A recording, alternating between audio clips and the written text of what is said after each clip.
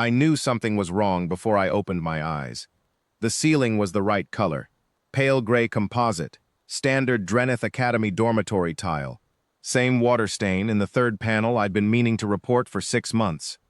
Nothing wrong with the ceiling. The hands were wrong. I held them up and looked at them for a long time.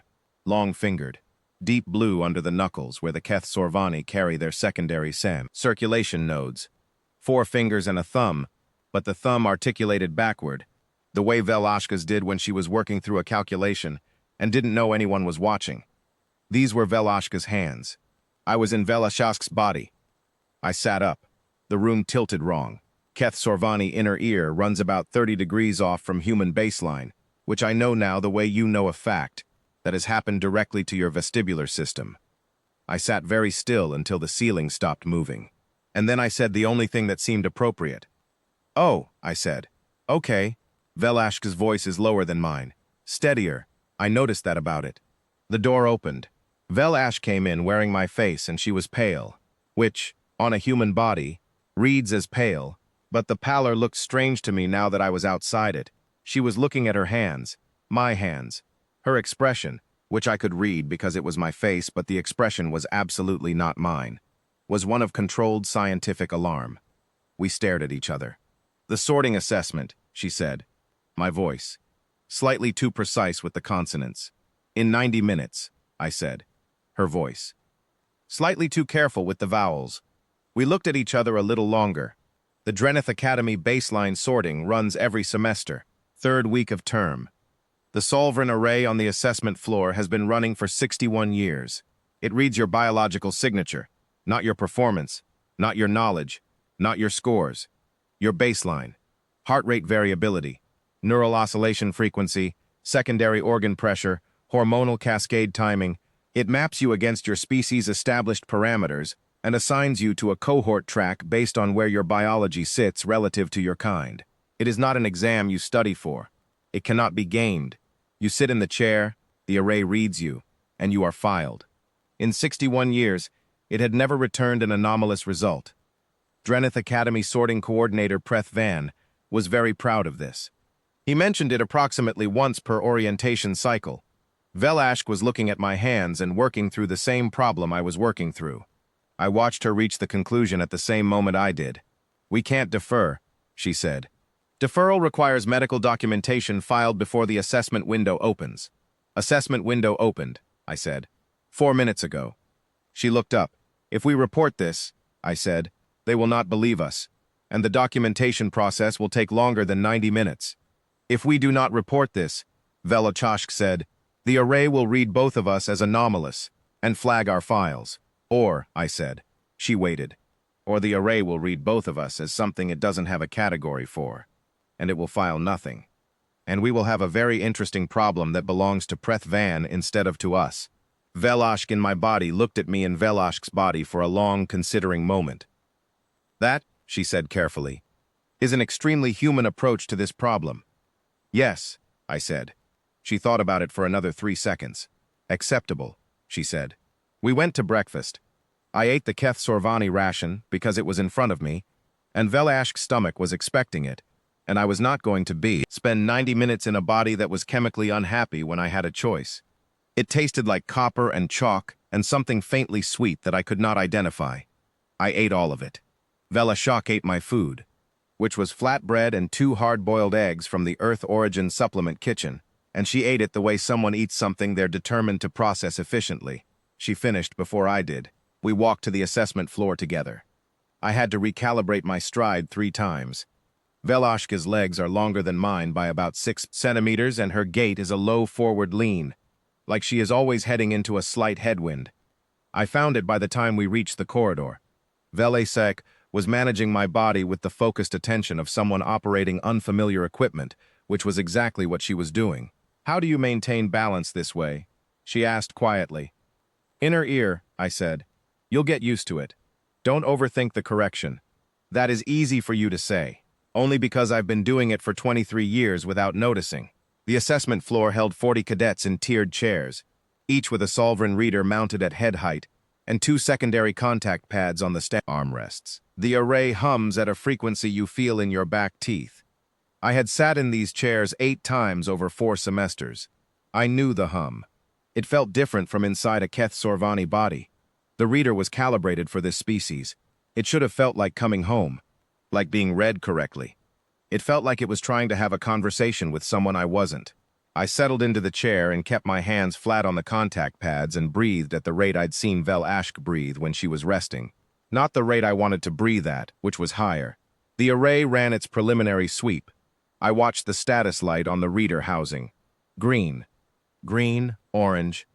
Orange means the sweep found a data point outside the expected range and is running secondary confirmation.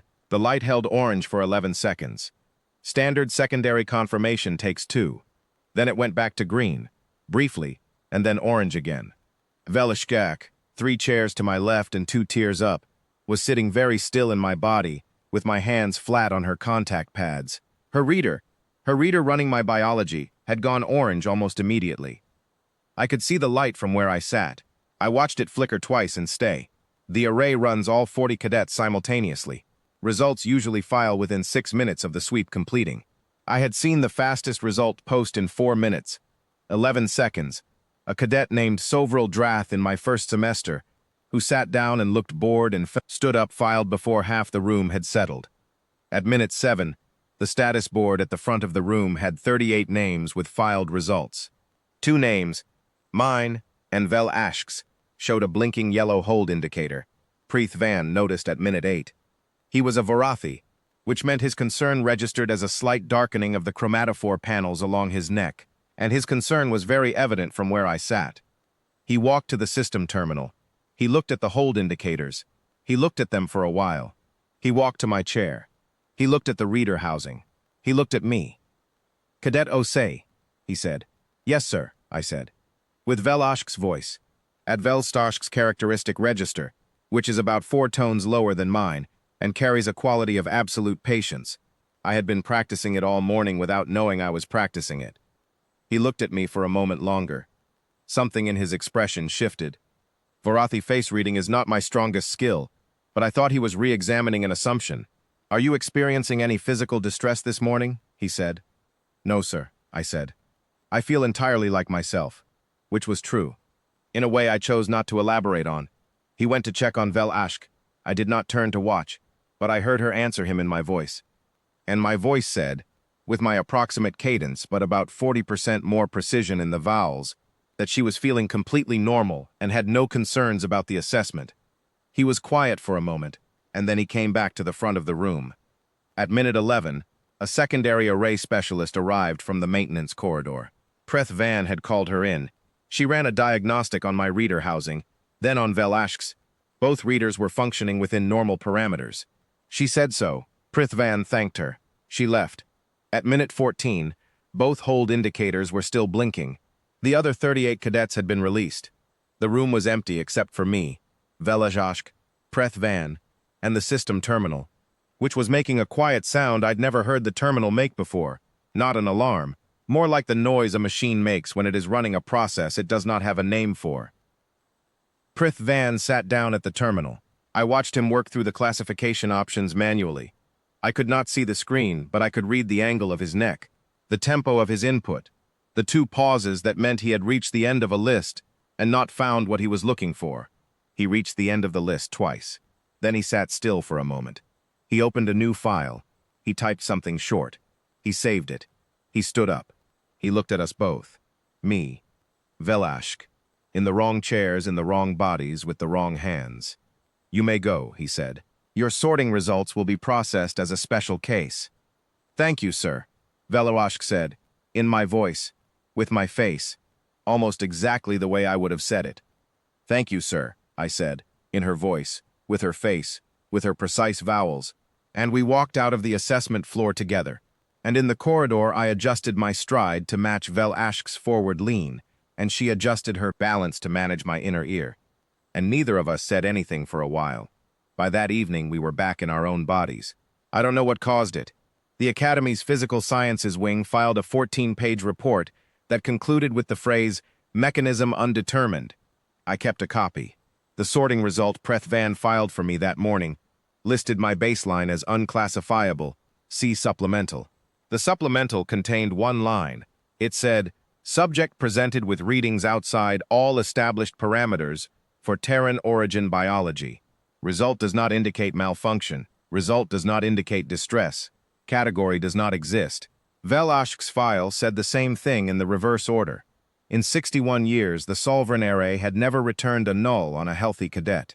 Prith Van never mentioned the 61-year streak again in orientation. I still have Velash's hands memorized. The way the secondary nodes sit under the knuckles. The way the thumb folds when she's calculating. I notice it sometimes when she's working and doesn't know I'm watching. She knows I'm watching. She doesn't say anything. Neither do I. Some things don't need a file.